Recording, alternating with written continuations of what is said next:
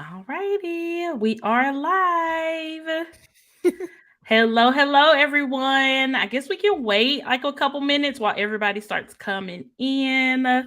We are so excited that you guys decided to join us. I see people just trickling on in. Thank y'all so much. Meg, as people are trickling on in, you should give us a just recount of today because it was your Archer and Olive takeover. That is so true. Thank you, Laura. And I should have known you was gonna put me on the spot, but it's fine. Yeah, so I took over Archer and all the stories today, and it was great. I just kind of shared about my passions for this planning community, this creative community that we're all a part of.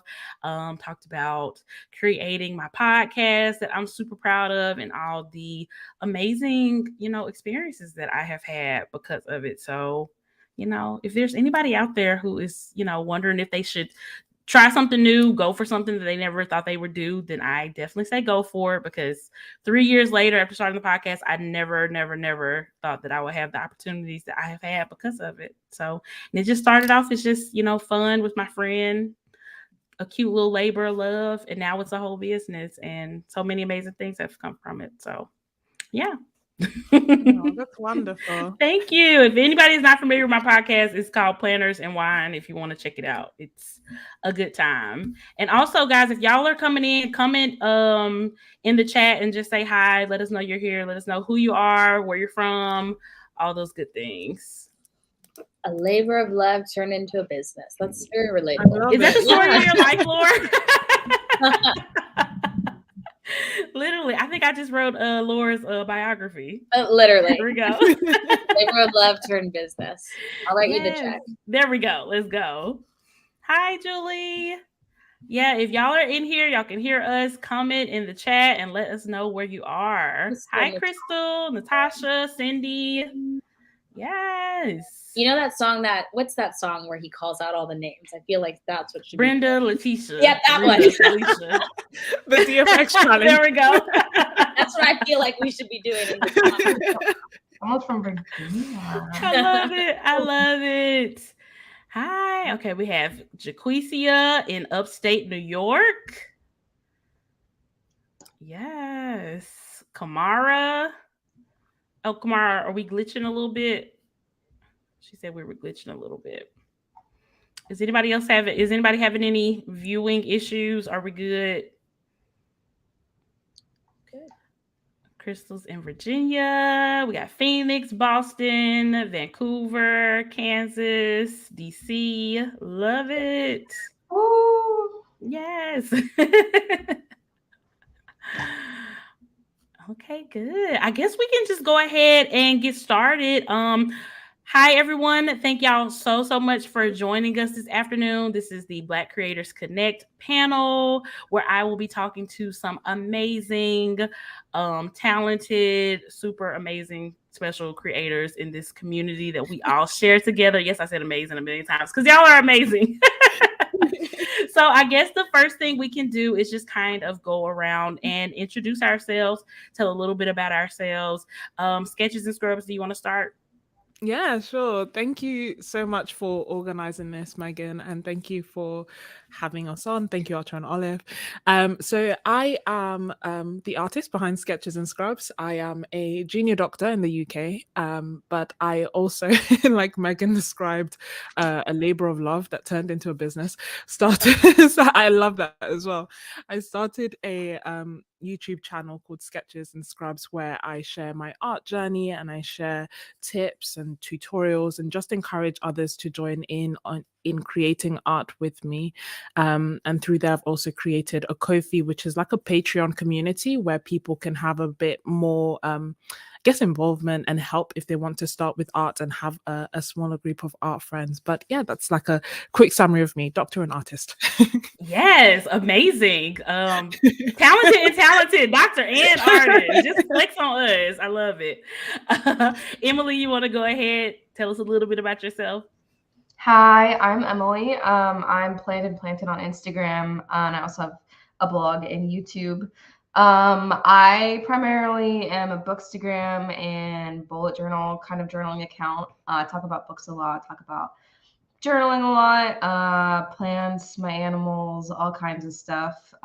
Started my account in November of 2021, I think.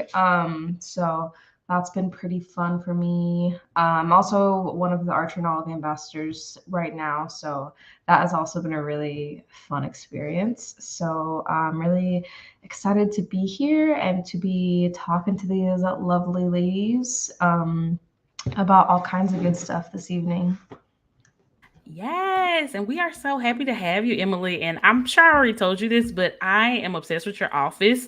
It's so aesthetic and just visually pleasing. I really love it. Just had to let you know again publicly.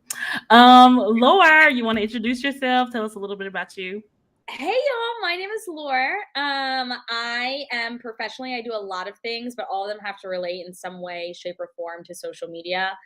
Primarily, I'm a wedding content creator, which means that people hire me to go to their weddings to shoot behind the scenes photos and videos and then take over their socials. It's a really fun job. I absolutely love it. But I actually got my start back in 2019 as a planner account, which is how I got introduced to Archer of Olive and the planner world and community and kind of the craft world and community. But yeah, I'm pumped to talk today, to hear from the other panelists. And again, big thank you to Archer and Olive for hosting this space. Yes, so happy to have you, Laura. And fun fact about Laura, she's one of my best friends, so I just had to throw that out there. But yeah, guys, and if y'all have any questions as we go through, go ahead and put them in the chat. You can feel free to save them to the end if you want to, but you can, like I said, feel free to go ahead and throw those questions out there and we will absolutely grab them as we go along. So first question that I have, I guess I can introduce myself very briefly as well. I am Meg, or Megan, whatever you want to call me is fine. My platform is Meg's Got a Plan. I am also half of the Planners and Wine podcast.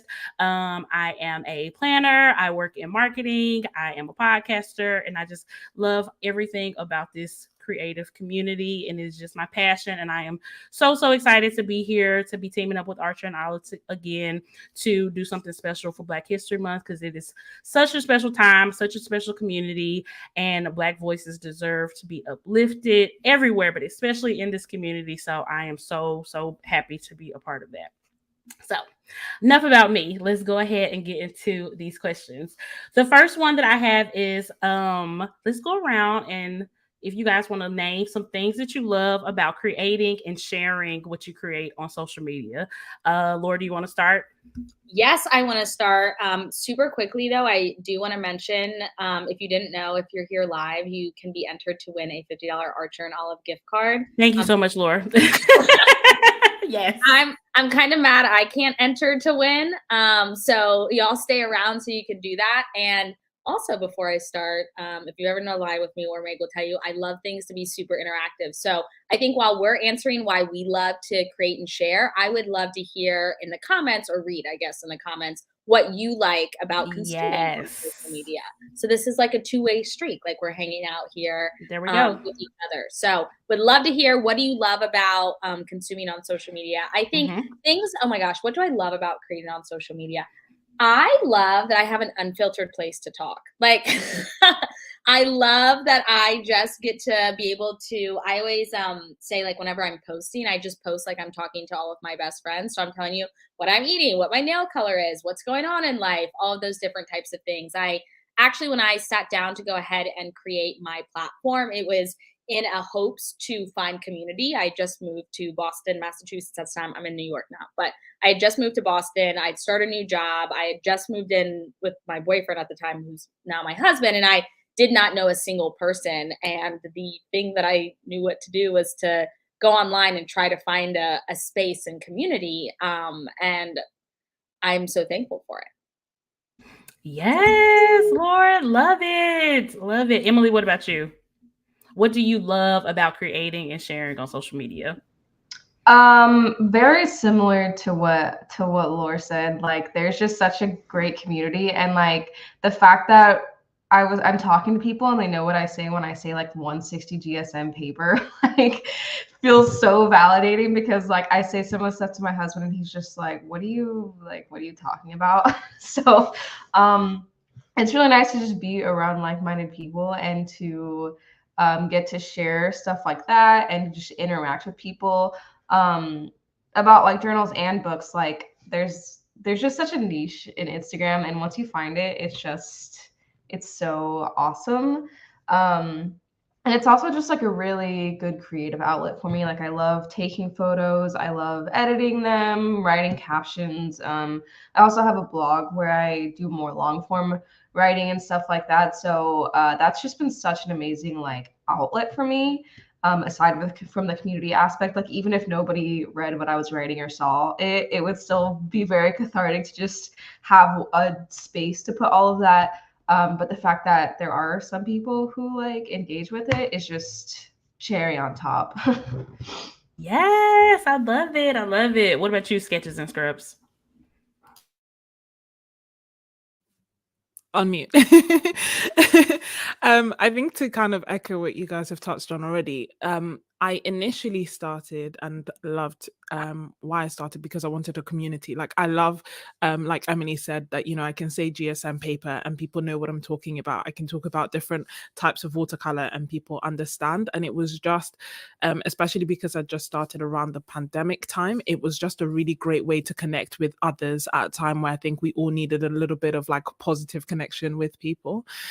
So that I think finding my community, or my MVPs as I call them at the end of my videos, is really what made a really big difference. And it kind of kept me going with art. It kind of kept me having a positive outlet. But yeah, definitely the community that we've built. I love that. And Bridget in the chat, she also mentioned connection, positivity, and learning. And I think the connection is the biggest thing for most of us that is not only brought us to this community, but keeps us in this community. I mean, I'm so grateful, especially during the pandemic. I just felt like I would have been so lonely if I didn't have this community during the pandemic, to have people to hop on a Zoom with and talk about, our favorite pen and, not using blue ink and all those type of things. So I love it. I love it. And thank you guys for sharing in the chat as well. I also have somebody in Iowa where she said it is very snowy. So, ooh, I kind of wish it was snowing here, but whatever. Next thing we want to get into is any negative experiences that we have had as a Black creative in this community. And guys, feel free to share in the chat. Even if you're not a Black creative, you can talk about any negative experiences you had and how you have dealt with them. Emily, do you want to start us off and share if you had any negative experiences in the community? I was about to say that I've been really fortunate to not have, I really haven't had very many negative experiences. And I think part of the fortune of that is that a lot of my followers like to read a lot. And not that people who don't read aren't kind and caring, because they are. But the people who are going out of their way to follow a book account on Instagram tend to just be a little bit more empathetic. So I really haven't run into a whole lot of negative experience there, which is really awesome. I actually did have somebody message me after my Archer and Olive takeover last week, basically asking like, oh, it's so sad that we have to like still share about the author's race or like sex or gender. And I don't know if it was meant to be abrasive, but it definitely felt like that, just because social media, you don't have the context of body language and tone and stuff like that.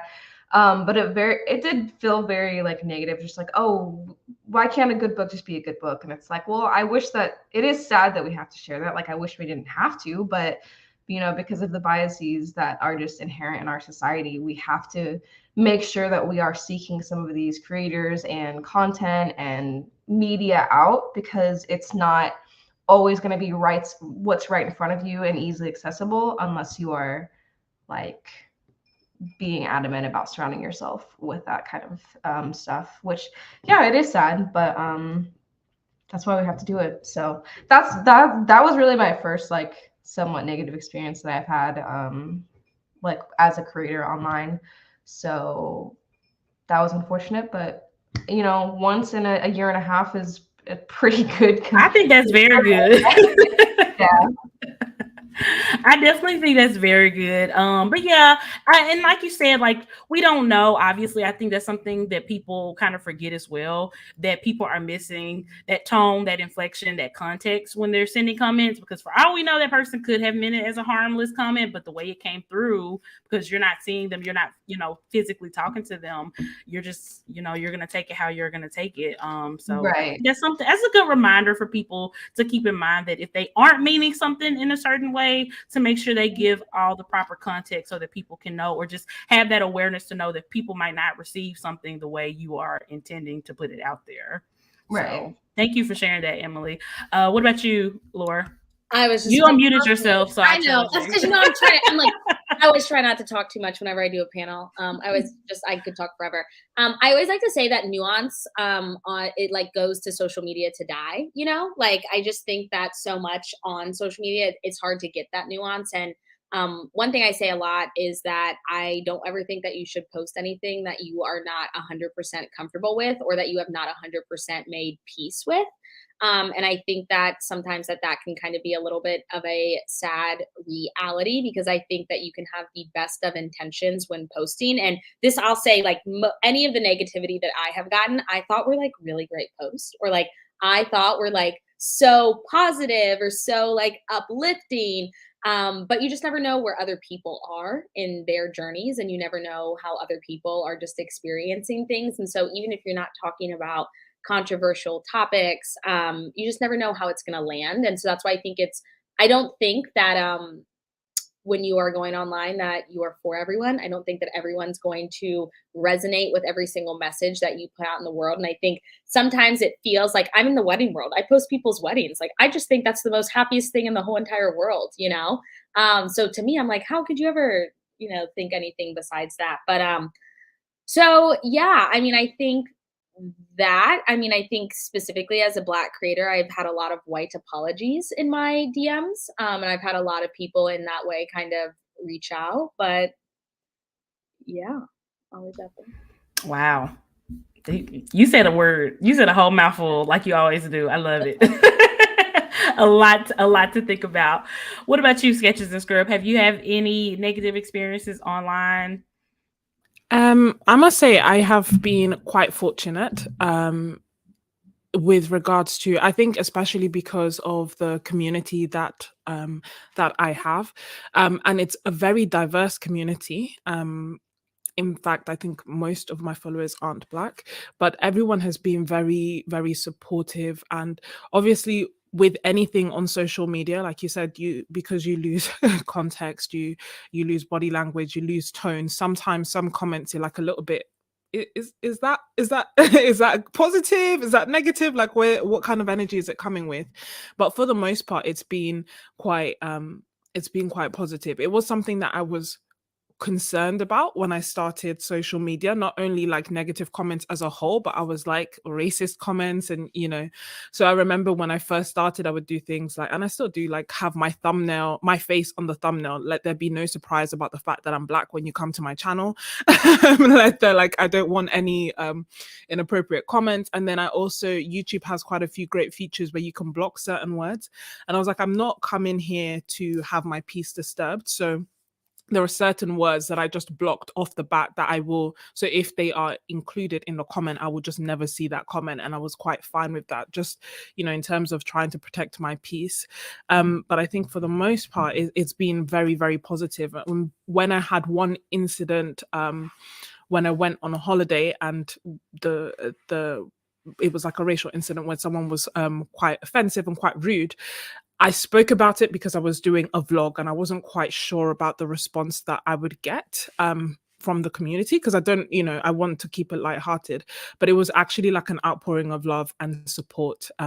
So I touch wood, nothing drastic has happened. That's awesome. That's really, really awesome. I do think overall, I think the community that, especially this creative community, is very, very supporting and nice and very, very helpful. But I definitely think it is really important to protect your peace, especially if you're somebody who might be nervous about starting up an online platform. One thing I did for a very long time is on my Instagram, I had it so that only people I followed and that followed me could comment on my posts, because I was just like, well, if you're not following me and I'm not following you, I kind of don't want to know what you think.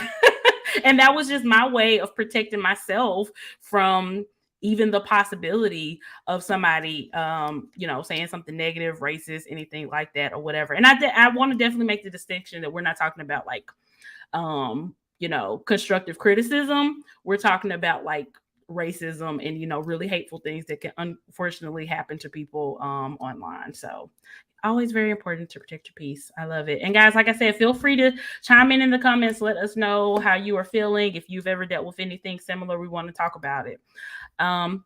Bridget said that 10% of communication is what you say, 90% is how it's heard. I like that. I like that a lot. And like I said, I think that is just a good reminder on people for social media in particular that, we don't get the full context. We don't get the nuance. Like Laura said so poetically, social media is where nuance comes to die. I love that so much, Laura. I'm going to write that in my planner, actually. I love it. The next one is any advice for people looking to get started creating and sharing their content online? Sketches and Scrubs, do you want to start off with that one? Yeah, sure. I think that one thing that I would advise is, like I touched on before, like protect your peace. So kind of know what you're going into it for, why, the people that you want to reach, what you want to get out of it as well. And like we've said, for us it was community, but is that why you want to go in, or is it a business? Like just having a clear idea on why you're going and who you're trying to reach and what you're trying to achieve will help. And then just setting boundaries, because I think it can be quite easy, especially when starting off, to kind of get focused on the numbers or on growing or on doing this and doing that. And I think that that's not necessarily the most important thing to be doing when you first start off. Like really hold on to that passion that you had that drove you into what you're doing, and then hold on to that and continue. I love it. I love it. What about you, Laura? What do you think? I think Sketches and Scrubs really hit the nail on the head. I think when you're going into posting online, I like to call this like your North Star goal, but like understand what's your North Star for being online. Is it to make a business? That's what my North Star was. I started out for community about a month in. I'm like, cool, I can monetize this and I can make this a business. Is it to just enjoy being online? Is it to foster a community? Is it to work on your hobby? And I think understanding that North Star, I don't think one is better than the other. I want to be very clear about that. I think that whether you want this to be a business or if you want this just so that you have a place to post pictures of your planner or of your paintings, not one is better than the other. But I think really knowing that and understanding that and putting time, effort, and just like attitude equal to that. So if you're wanting to go just to post pictures of your planner, then like I wouldn't put much pressure. I wouldn't even have analytics on your page. I wouldn't think about any of that because like that's what you're going for. If you're looking for community in the same way that you're looking for community, I think it's also seeking out community when you're online. And really kind of understanding what your North Star is for being online. I mean, I can give you all the same things and I bet Emily and Sketches and Scrubs and you, Megan, will agree with it. Like your first post that you put out is going to suck. It's not going to be great. Like you can always go back on my first YouTube video or my first reel or my first TikTok and it's awful, but I keep it up there always. So people can always go back and look to say like, cool, we started there. You will get better. That's like a part of it. And I also think too, that like, there's always a place for anybody, no matter what you want in a community. And so if it's something that you're interested in, what's the harm? That's my like life motto. Like, what's the worst thing that can happen? Very, very true. Love it. Love it. What about you, Emily? Do you have any advice for anybody looking to start creating and sharing their content online?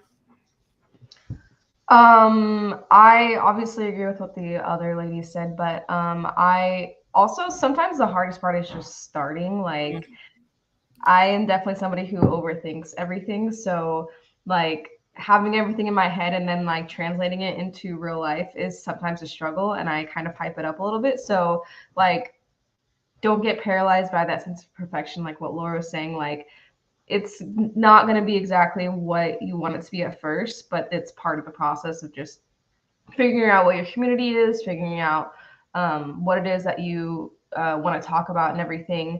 And also, like, don't be afraid to like pivot and change as you go and as you're finding your way, because I think a lot of people will get locked into like, oh, this is a, you know, X, Y, and Z account, so I can't talk about something else. But I found that the creators that I personally consume the most are the people who are very honest about what they're going through. They're like very they communicate, and it's not always the same content. It's just like I follow the person more than what they're posting a lot of the time. So you can share as much or as little as you want to. And so it is just kind of a it is a process to kind of figure out that balance and figuring out what it is that you have your key points. Like, it is really important to have that North Star. Like, people come to my account for like books and journaling, but then like there's lots of other stuff that I talk about there pretty regularly. So it is good to have that guiding star, but don't be afraid to you know, flush out a little bit and to kind of get a wider picture if that's what you feel like you want to do. Yes, I love that, Emily, because just like your platform can change over time, your goals can too. Like, you can start off on social media thinking that you want it to be a side hustle or whatever, and then you might just realize that you just enjoy it and you just want to do it for the love and for the passion of it. That's totally fine. Or it can be the total opposite. Like Laura, you can start off because you're looking to make connections and you like it, and then you can be like, actually, I can enjoy this, but I can also turn this into a business, and that is totally okay. Melody said in the chat, yes, pivot if needed. I love that. And Myra also said, know exactly what you want out of your platform and be okay with that. Absolutely. Megan B said, I like trying to talk about things that are a bit uncomfortable, the real things happening in my life and mine, because the more of it is out there, the less uncomfortable it will become. Love Absolutely. that. Love that. That's so true. And that's definitely been like kind of my journey on social media too. Definitely started off doing it because I loved it. Felt like I wanted to monetize, but then I went back to being like, no, I just want to do it because I like it. And now I'm kind of back and forth. So, but it's fine. We're all a work in progress. I love that. So my next question for the panel and also for the chat is how can allies support Black content creators? How can allies support Black content creators? Emily, do you want to start off on that one? Well, the most obvious one is to just like share their content or engage with it, because we all love the beast of the algorithm that is social media, but like just engaging with somebody's content means that you're going to usually see it a little bit more. So that's a good way to make sure that you are, you know, surrounding yourself with voices that are diverse. And then, I mean, beyond that, that's just a really good way to like amplify their voices. But a lot of times they will also sell artwork, or they'll have affiliate codes, or they'll have Patreons. So a lot of times if you just click the link in their bio, they'll have a really, you know, list of things, of ways that you can support them. So if you are capable of monetarily supporting someone, that's also a great idea. But it's not by far not the only way to support someone. So yeah, those are the ways that I feel like are a good way to support those Black content creators. Love it. What about you, Laura? What do you think? Emily killed it. That's the best way, you know, comment, like, share. I think these are things that we really know. I think also too, as a creator, whenever you can like recommend them, you know, or like I always find it like it touches my heart the most when I see a community member of mine will like comment on someone else's post and is like, oh my gosh, Laura does this. Like, I think you would really like her content, to just kind of like a portal or a page or something that I'm just not even connected to. I think that's really great. And yeah, just sharing her stuff.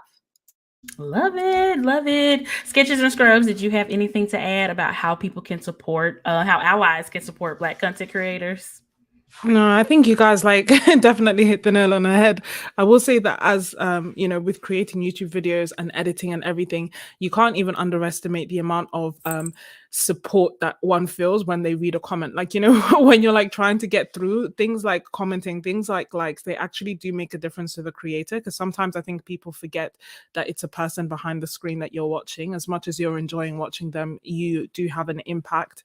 And I would also add just with regards to networking, there might be, like Laura said, there might be someone who needs a content creator or needs an artist or something. Just making those connections, because I find that just expanding the network of the artists and just remembering them, keeping them in mind, things like Patreon, like Ko-fi's, they just make a massive difference and help level the playing field. So just have a lower threshold to help if you enjoy the creator, I think.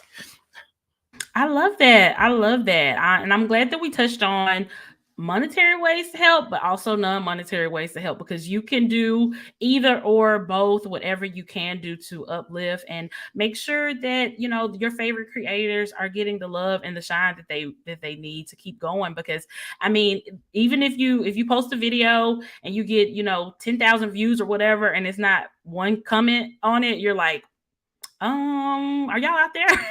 It feels like you're just talking into the void, and you're not gonna feel that connection from people online if people are not interacting with you, letting you know how they feel about your content, whether good or bad. Like we said, we can always give constructive criticism when needed, or just to let people know, like, hey, I see you, I see what you're doing, I love the effort that you're putting in, please keep doing it. Like, that's really important to all of us online, for sure.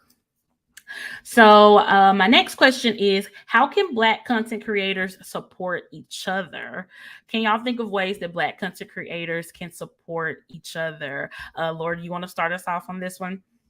Yeah, I mean, I think it's really important to have in groups within communities, regardless of whether it's within a creator community, whether it's in a corporate setting, whether it's in a job setting, or things like that. I think inherently, like, being Black, that experience of like being raised Black and growing up in the world Black is very different. And just in the same way as like creating online, being Black is just going to be very different. And so I think it's important to have spaces, whether they're through group chats, whether they're through, like, I think supporting one another, yes, but I think even further than that is taking time to create connections and to create relationships with other Black creators is very important, just because being online and being Black is its own experience. Yeah. Well, you can keep going. I just thought you were done. That's why I unmuted. I can keep going. What do you want from me? That's fine. Sketches and Scrubs, did you have anything to add about how Black content creators can support each other?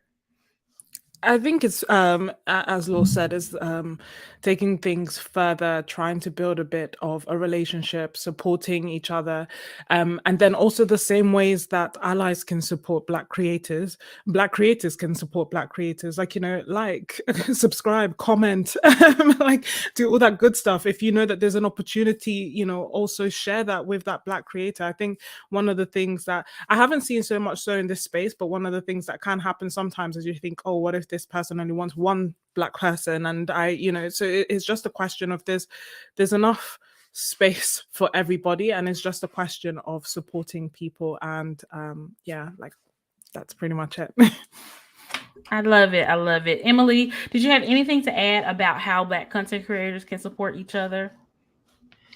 Yeah, they touched on everything. I will say also, like, within those, like, having those groups within the communities to kind of talk about and support each other, because like other Black content creators will understand what you're saying without you having to like explain it too much. But also just like sharing resources with one another, like books that they found helpful, or other podcasts, or like YouTube, like other spaces where they have found solace for things like that. So I also think sharing resources with one another is a really great way to do that. Obviously, I always, like, my resource is usually books.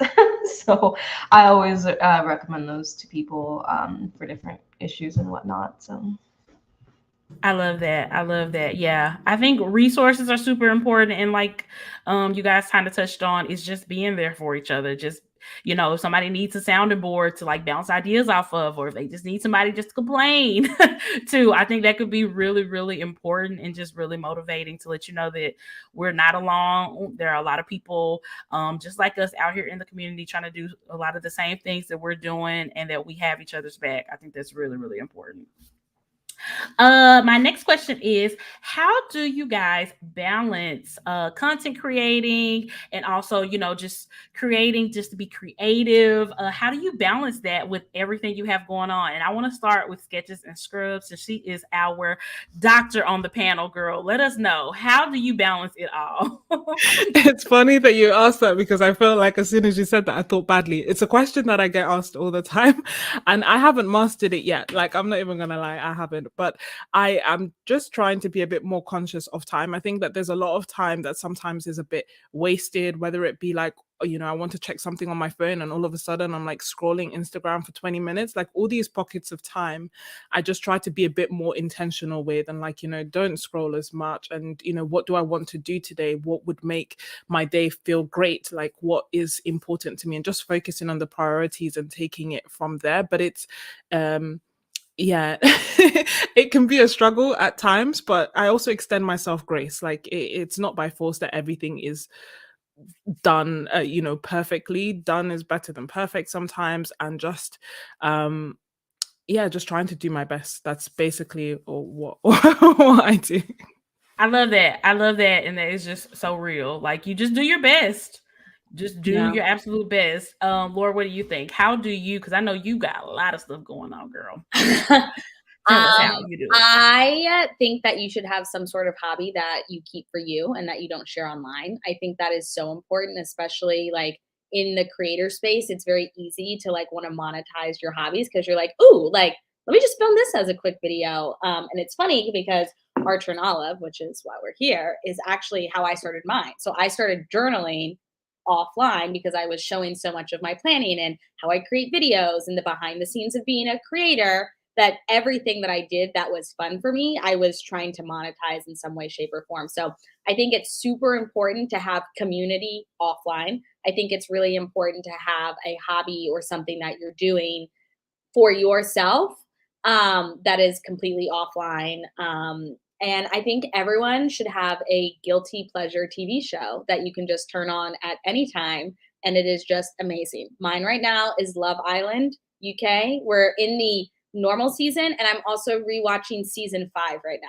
So that's what mine is. I love it. Laura's reality TV podcast coming soon. I love it. No, I think that it's just so important to have things that you love, that you're passionate about, that you don't share. Because, you know, obviously when you put stuff online, you are opening yourself up to criticism, comments, all that. And everything in your life does not have to be subject to that. And I think it's really important to have some things in your life that are just for you, that are just things that you enjoy, that, you know, it can be messy and whatever you want it to be, and not have to worry about the judgment of other people. I love that. Okay, but what's your TV show right now? My TV show right now?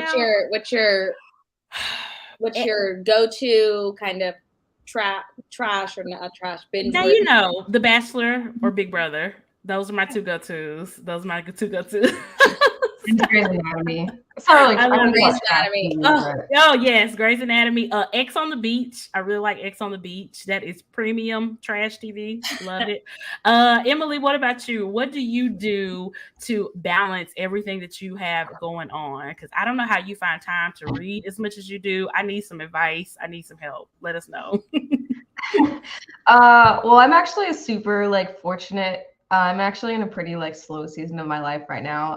I have done the hustle thing for a long time, like working several jobs, doing a side business, all the things, and it was really stressful.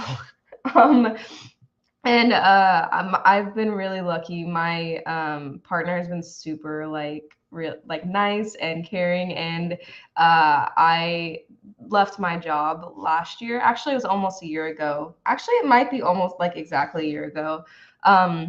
And so like for the last year, I have not had like a formal job, and that has been a huge adjustment for me because I am very much like I need to be doing things all of the time. And this was the first time in my life I hadn't had a like formal job since I was like 16. So that was an adjustment, but it also allowed me to put a lot of energy and time into creating my platform and engaging in that way. Because the reason I started my blog is because I wanted to pivot and kind of start doing marketing as a career. And so that's most, I mean, so I still do other things. Like I weight lift and I go on bike rides and play video games in a way that's offline. But yeah, I also really like audiobooks. So like I'll listen to an audiobook while I'm going for a walk or making food or something like that. And so like when you see like I think last year I read like 56 books, but like I think 20 of those were audiobooks. So that's a really good way to like while you're driving or doing something else to just listen in.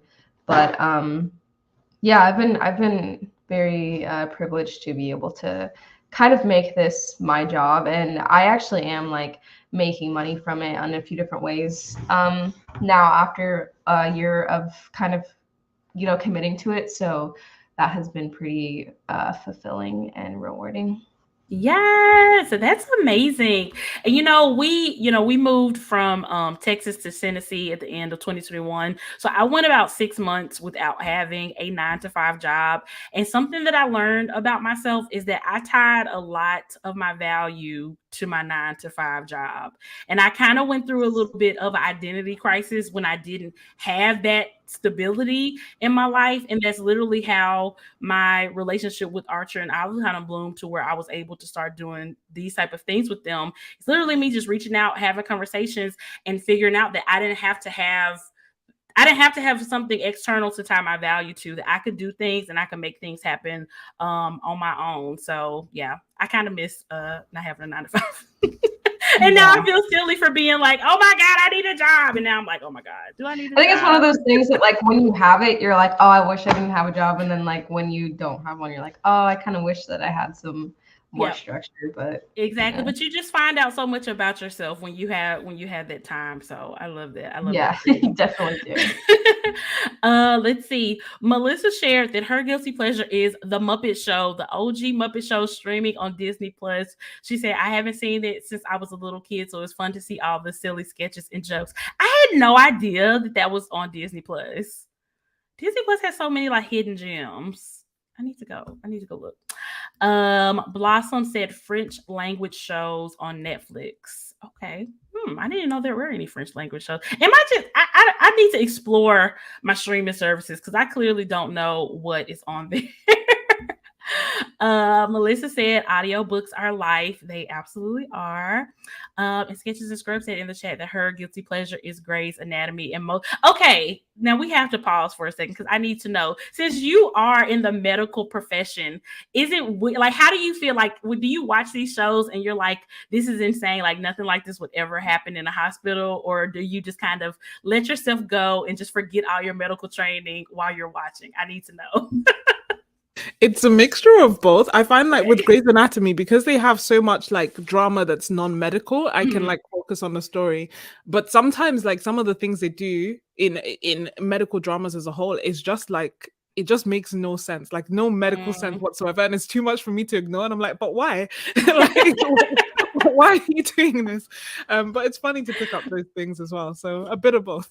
I love it. And I love Grey's Anatomy. I love Grey's Anatomy so much too. That's kind of how I am when I watch stuff that like has people playing instruments, because I played the viola for like 15 years. And so I'll tell my husband, I'll be like, that's not a real viola or like violin player. They're clearly faking. I love that. Laura, I mean, is it easier for us to watch TV? Because I can't think of any like marketing social media specific shows. Like they don't make shows about that, unfortunately. Yet. Yeah. I know. That's the one thing. It's coming. I think we're gonna get some type of reality TV show about influencers or some type of scripted show You can call about me, influencers. okay? There we go. Laura's ready. Sign her up. Cindy said Emily in Paris, kinda. Y'all, I've gone back and forth so much about watching that show. I need You to should watch it. I think you'd like. I think you'll like it as like a. I say it's a. I love TV, so I think there's different categories of TV that you have. You have like no phone TV, which is like, you're really paying attention to it. You're really focused into it. You have those, and you got the comfort shows, the trash TV. Those. Then you have like background TV, and Emily in Paris is, to me personally, a great background TV of like, I don't have to pay, like Law and Order, great background TV. Like have it on, and you can have it on. You can be doing other things. You can go in and out, like, I love it. And you'll still like get the premise. There we go. Okay, I'll check it out. Laura said I need to check it out, so I'll check it out. My next question for you guys is, what do you do for self-care, and how do you maintain your mental health while having a online presence? So it's kind of a two-parter, so feel free to answer one and then we can revisit the other once everybody goes, or you can answer it all at once. Emily, do you want to start us off? Sure.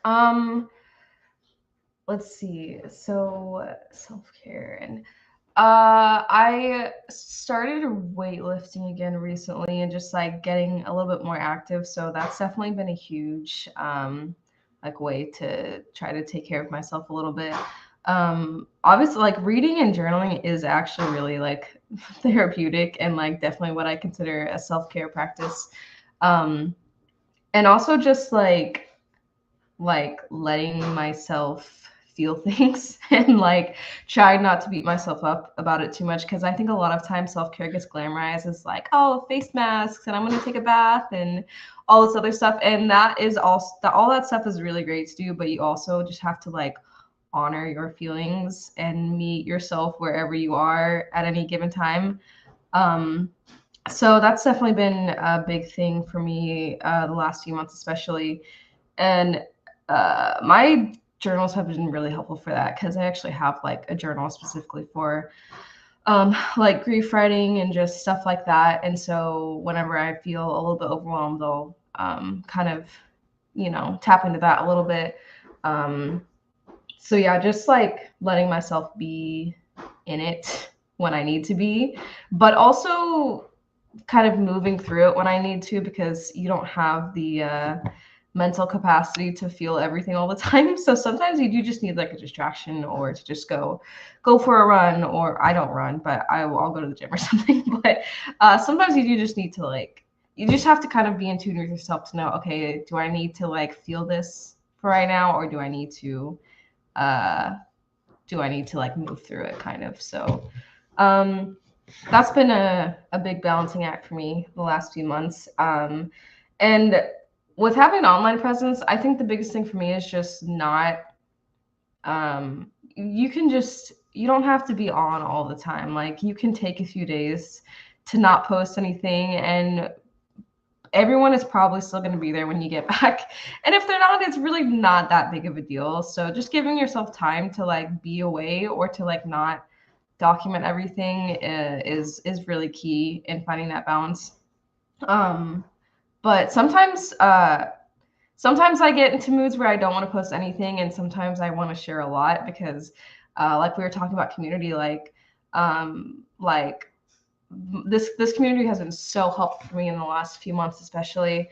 And like people have been just so nice and understanding. So sometimes it really does help me to just like get on and be like, hey guys, I am sad right now, or like I am not feeling good. And people like just have they just are very open and understanding. And I just really love that. I love it. I love it. What about you, Sketches and Scrubs? What do you do for self-care, and how do you maintain your mental health while having an online presence?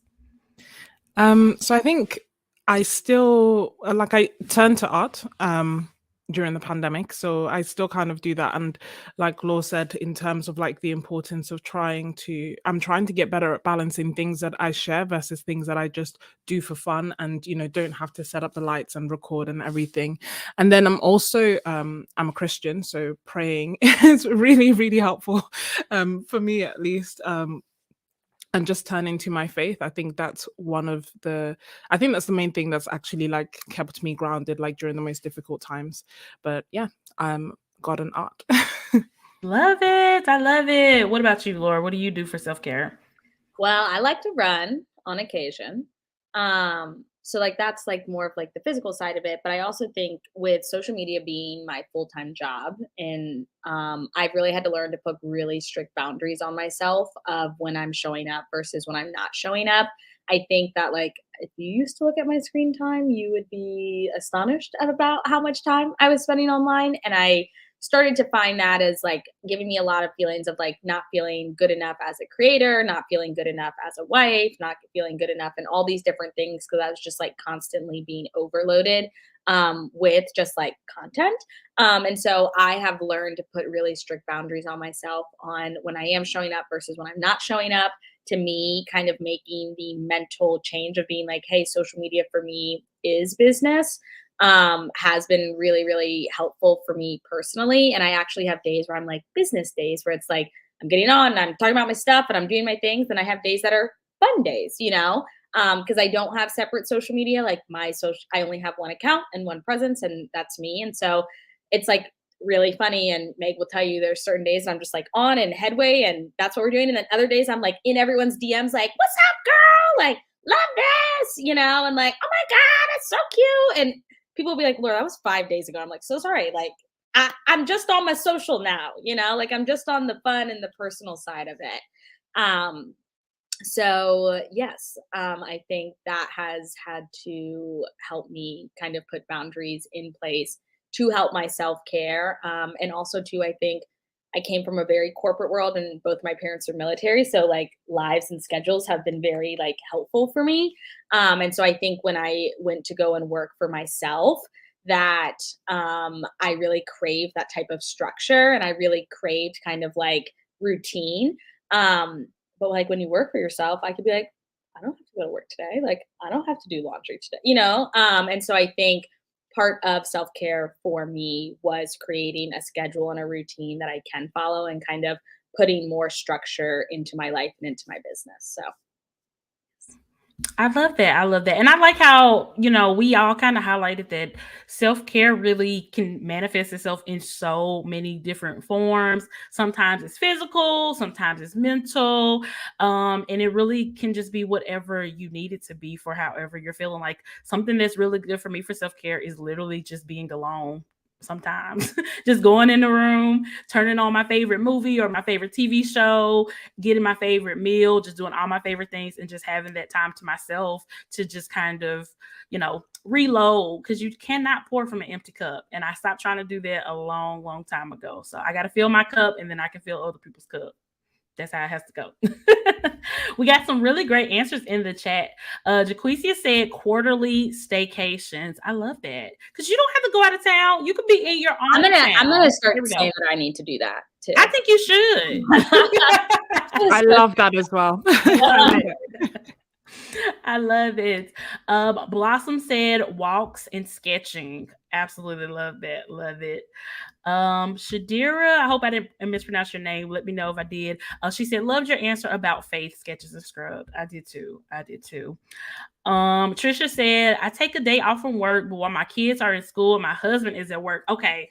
I felt that on a spiritual level. While they gone, you got to have your own day off by yourself, period. It's just me for the day with no interruptions. I had to create space with what and where I can for my mental health. Absolutely love that. Laura said, reading for fun is self-care for me. Yes, I've never been a big reader, but I'm trying to get more and more into reading. And yeah, I absolutely love it. I'll take a long bath and read a book in a second. I feel like we need a self-care reading list from Emily of like your top 2 or 3 favorite ones. Yes, give us books that make you feel good. That's what I need. Books that make you feel good. Yes. Y'all put me on the spot right You here. can work on it. You don't have to tell us right now. Okay. All right. That makes sense. Yeah, I'll be thinking about it. Perfect. The last question that I have for you guys, and guys, if y'all have any questions for me or the panelists, go ahead and let us know in the chat. We're gonna go to the giveaway in just a second. But what is your favorite planner, notebook, sketchbook, and why? Okay, your favorite notebook, planner, or sketchbook, and tell us why. Laura, give it to us. Let us know.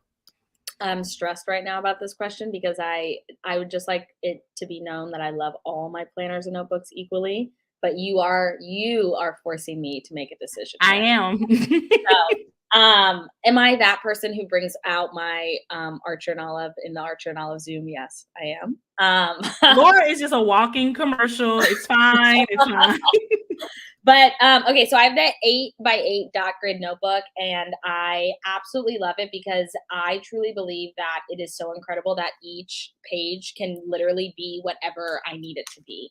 And I was someone who wasn't like, I'm not a Bujo girl. Like that's like, again, how many times have I said structure, routine is like what I crave and what I want. So this feels like the antithesis, but I think I love it so much because it gives me that space to be messy and free and mess up and misspell words. And so this is like a planner kit in it. And so sometimes I use it as my planner. And then my husband and I'm going to just scroll through my pages, went to Copenhagen for the weekend. So sometimes it's like a memory keep.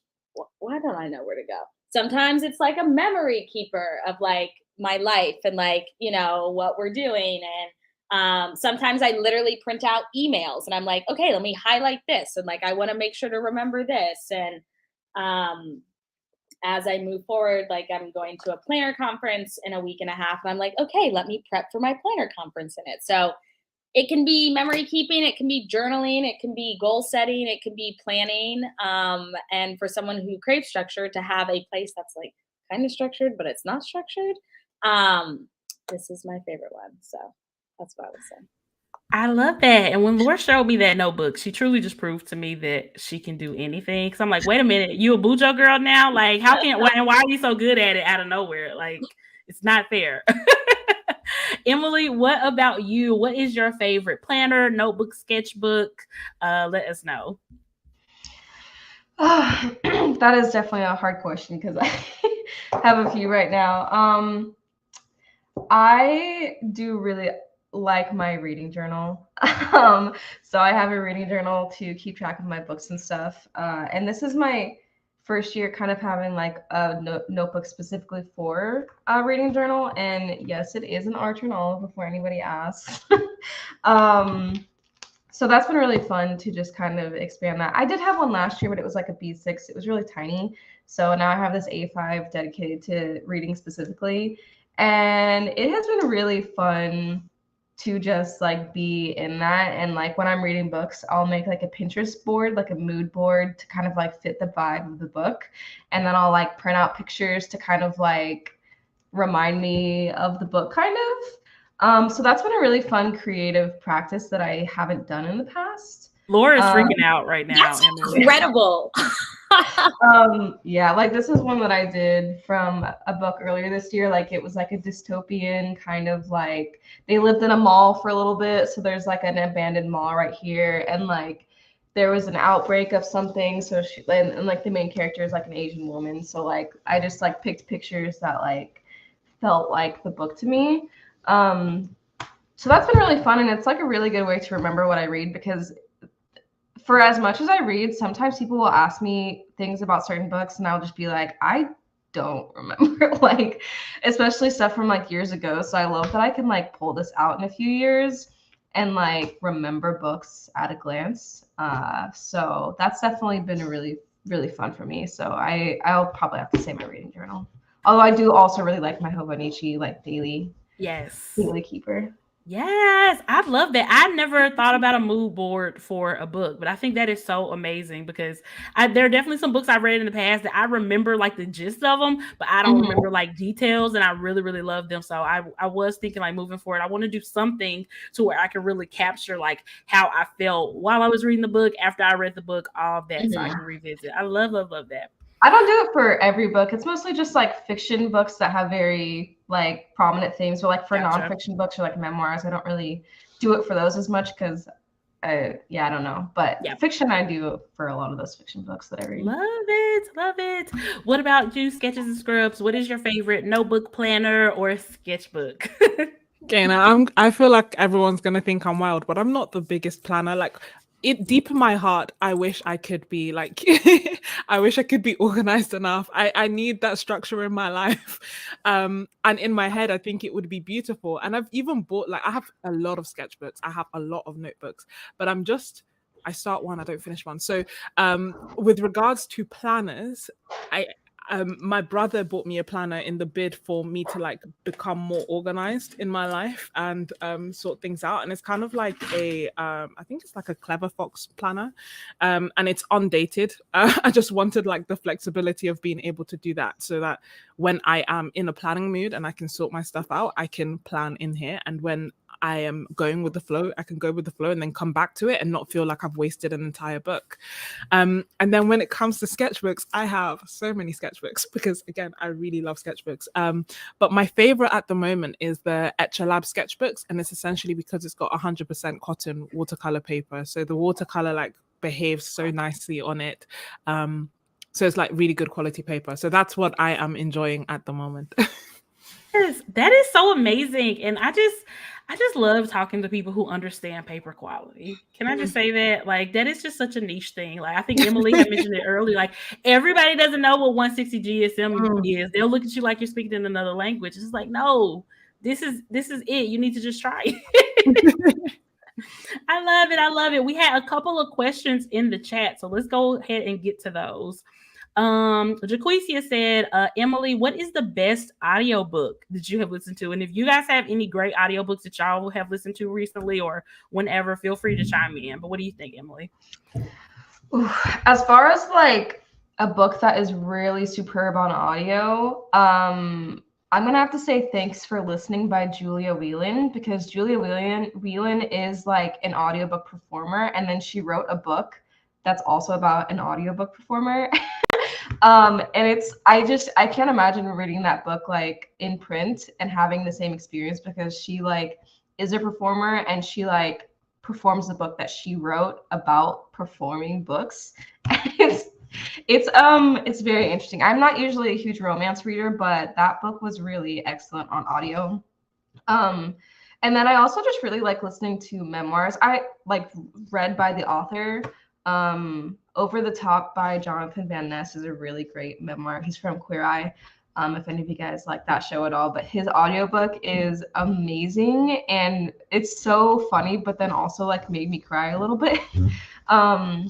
So those two, that's a good fiction and a nonfiction one for audiobook that I really enjoyed.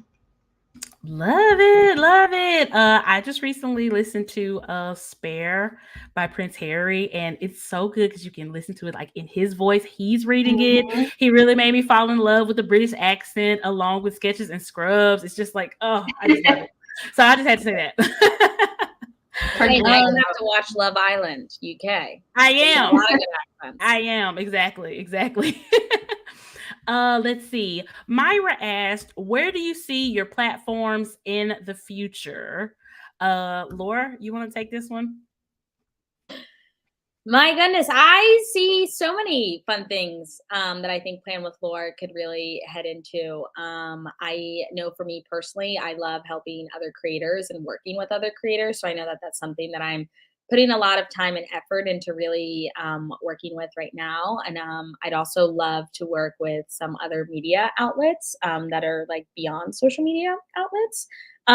So those are really fun things. I think a constant struggle is not the right word, but a constant push and pull of being a creator is like, what am I showing because I love it versus what am I showing to stay relevant, and kind of change with the app and what's going on. And so I think that that's something that I'm kind of always working with and about, and something that I'm always kind of trying to refine as it happens. But yeah, lots more weddings is what I'll show. So if you like weddings or you just like seeing people on the happiest days of their lives, that's where I'm at. Love it. Love it. What about you, Emily? Where do you see your platform going? Uh-oh, Emily, I think you're muted. My There you bad. go. I'm kind of okay with like where it is now and just continuing to grow. I recently have expanded. So I started my website and blog last year, and then I just started YouTube a few weeks ago. And that's kind of enough for me right now. But I do really like collaborating with Archer and Olive, and so I think a few more collaborations with other stationery companies in the future, or with like publishing companies for books, would be things I'm definitely interested in. But right now, I'm kind of just trying to focus on growing the platforms that I have, because it is kind of a lot to juggle for right now.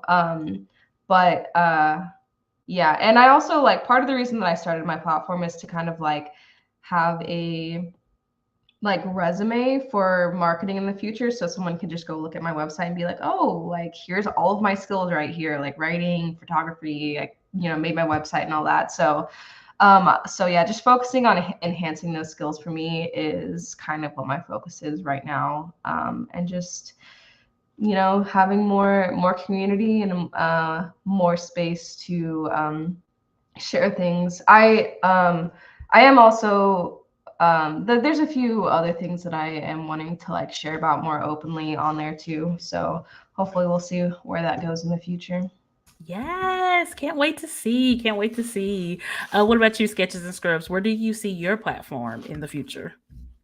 That's such a good question, Myra. So I would love to continue building the community that I've grown on there. And if you go on my YouTube, one of the things is like I crave like interaction with people, and I find that I get even more of that and a better connection on Ko-fi. So I would like to kind of create and grow the membership that I've grown on there, where we can paint together and we can share everything that we're kind of going through together. So that's definitely one area that I see growing along with my YouTube. I also really enjoyed talking about like YouTube as a whole, like in terms of like supporting other creators who want to go on there and answering the questions that seem simple to me now, but that probably took me hours to find out when I was first starting off, and just making sure that people don't have to go through that and do that. So I would love to expand that as well. And I've loved working with brands. Obviously, I've loved working with Archer and Olive for the second year in a row. So I would love to continue working with different like art brands as well.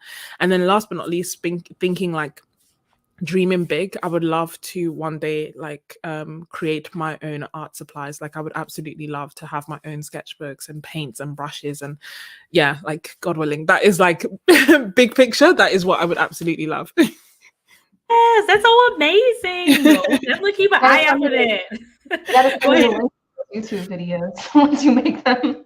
Pardon? Yes. Tricks. You gotta send me the link, because I am confused about YouTube right now.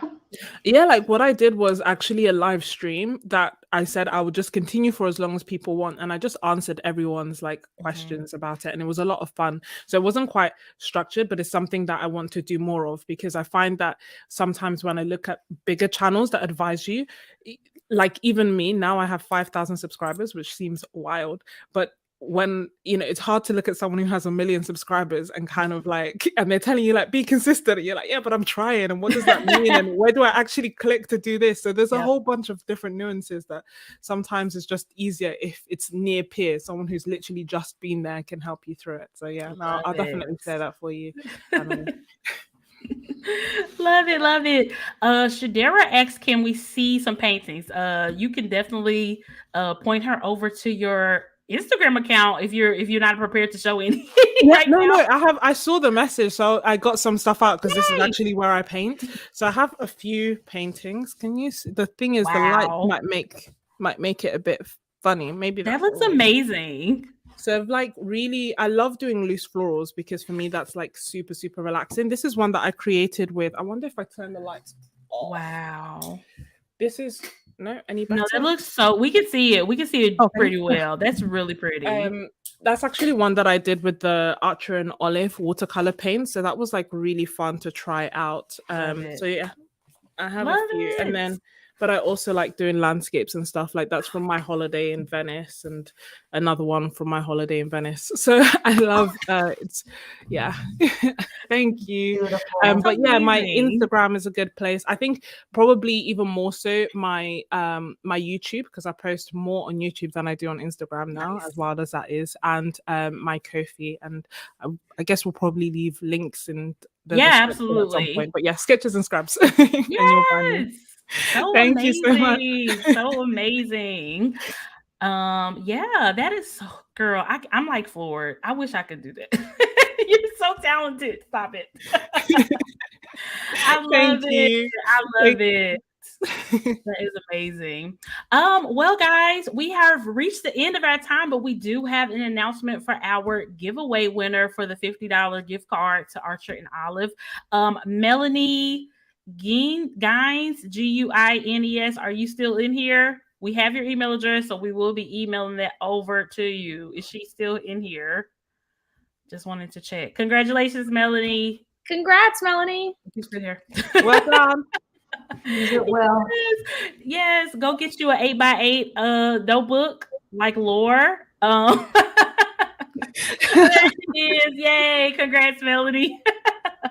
We'll be emailing that over to you very soon. But yeah, thank you guys so much for joining us. This has been such a great time, great conversation. So amazing to get to know you guys and your platform so well. Let's just go around and let everybody know where they can follow you and keep up with you. Emily, you want to start us off? Yeah. My Instagram is probably where I post most often, so I'm Planned and Planted on there. My website is just plannedandplanted.com, and also Planned and Planted on YouTube and TikTok. It's a little bit more informal, but Yes. yeah, there's links to all of that on my Instagram and on my website. So those are all good places to keep up with me. Love it. Love it. What about you, Laura? Where can everybody find you? I am playing with Laura. If there's a social media platform with it, I'm probably on it. So you can find me there. But I love connecting. So jump on in the DMs and let's chat and create community, y'all.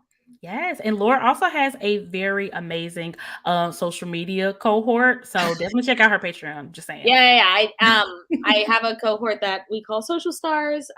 It's closed for the year, but I have a bi-weekly newsletter that's all about social media. One of them went out today. It's all about infusing yourself into your online brand. So if you're interested, let's go. Love it. Love it. What about you, Sketches and Scrubs? Where can everybody find and keep up with you? So I am primarily on YouTube, so Sketches and Scrubs, and I'll leave the link in the description as well as Ko-fi, which is similar to Patreon, but not as well known, but has better fees. So if anyone's looking to start it, it might be one to look out for. So that's www.ko-fi.com/Sketches and Scrubs, and then also on Instagram, I'm on Sketches and Scrubs there too. Yes, amazing. And guys, I am Meg's Got a Plan over on Instagram. Also check out my podcast, Planners and Wine, on Instagram as well. You can find that wherever you listen to podcasts. We talk about all things planning, all things entertainment news, a little bit of gossip here and there, but it's always a good time. So come check us out if you love this community. Thank y'all so much again for joining us. And we will talk to y'all soon.